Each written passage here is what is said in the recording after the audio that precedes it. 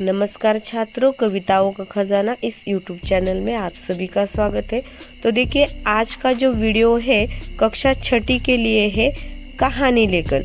तो देखिए, कहानी लेखन पर दो प्रकार के प्रश्न आ जाते हैं। एक प्रकार में आ जाता है कहानी के लिए मुद्दे तैयार करो, और दूसरा प्रकार में आ जाते हैं मुद्दों के आधार पर कहानी तैयार की। चलो आज के वीडियो में हम दोनों प्रकार की कहानियां लेकर देखेंगे। तो सबसे पहले हम देखेंगे मुद्दे किस प्रकार तैयार किए जाते हैं। तो मुद्दे देखिए, अध्ययन कौशल में किसी परिचित कहानी लेखन के लिए मुद्दे तैयार करो। उत्तर में देखिए, छठी कक्षा का विद्यार्थी डरा हुआ एक कहानी पढ़ी, शिक्षा और प्रेरणा ली, सेना इकट्ठा की, एक हरे हुए राजा ने चींटी से अपने राज्य फिर से प्राप्त कर लिया, विद्यार्थियों को प्रेरणा मिली, परिश्रम किया, परीक्षा की तैयारी की, अच्छे गुणों से उत्तीर्ण हुआ। देखिए, इस प्रकार कहानी के मुद्दे तैयार है। तो उसी मुद्दों पर आधारित हम कहानी देखेंगे। तो चलो, एक छठी कक्षा का विद्यार्थी था जो डरा हुआ और कमजोर था। वो हमेशा से अध्ययन में कमजोर रहता था और पढ़ाई में दिमागदारी नहीं कर पाता था। उसे अध्यापकों और सहपाठियों से परेशानी भी होती थी, क्योंकि वह अपने साथियों के बारे में हमेशा पीछे रह जाता था।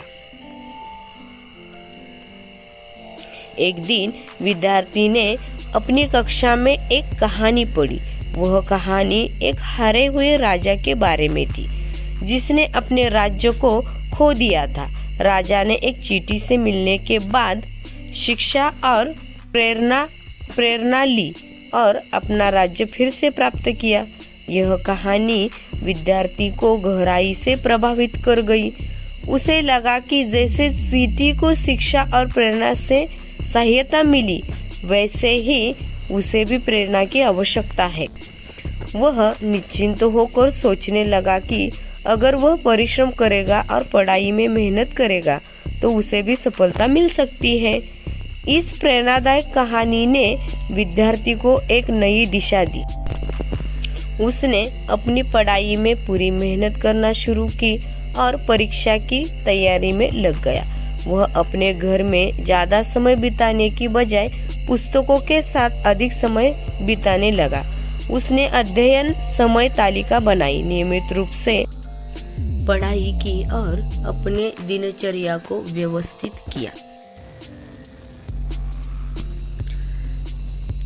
विद्यार्थी ने उत्तीर्ण होने के लिए अध्ययन कौशल्य विकसित किए और परीक्षा में अच्छे अंक से उत्तीर्ण हो गया। उसकी प्रगति देखकर उसके अध्यापक और सहपाठियों ने उसे प्रशंसा की और उसे प्रेरित किया कि वह अपने प्रयासों को निरंतर जारी रखे। तो इस कहानी से हमें सीख क्या मिलती है? तो इस कहानी से विद्यार्थियों को यह सीख मिली कि भले ही वह पहले डरा हुआ और कमजोर था, लेकिन अगर वह प्रेरणा और परिश्रम के माध्यम से अपनी कमजोरियों को पार करे तो वह किसी भी मुश्किलों से सामर्थ्यशील बन सकता है। तो चलो बच्चों, ये आपको कहानी पसंद आई हो तो लाइक करो, शेयर करो, कमेंट्स करो, और नए हो तो हमारे चैनल को सब्सक्राइब करना न भूलना। धन्यवाद।